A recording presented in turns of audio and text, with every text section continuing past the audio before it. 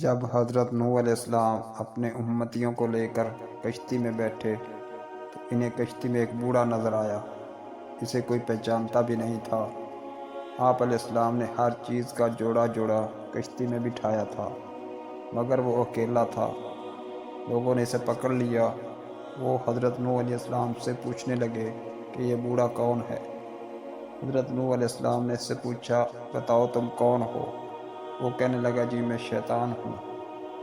آپ نے سن کر فرمایا، تو اتنا چلاک بدماش ہے کہ کشتی میں آ گیا۔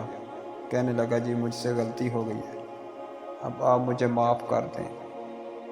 آپ علیہ السلام نے فرمایا، تمہیں ہم ایسے ہی نہیں چھوڑ دیں گے، تو ہمیں اپنا گر بتاتا جا جس سے تو لوگوں کو سب سے زیادہ نقصان پہنچاتا ہے۔ کہنے لگا، جی میں سچ سچ بتاؤں گا، البتہ آپ وعدہ کریں آپ مجھے چھوڑ دیں گے۔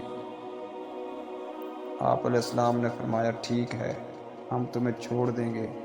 وہ کہنے لگا، میں دو باتوں سے انسان کو زیادہ نقصان پہنچاتا ہوں، نمبر 1 حسد، نمبر 2 ہرس۔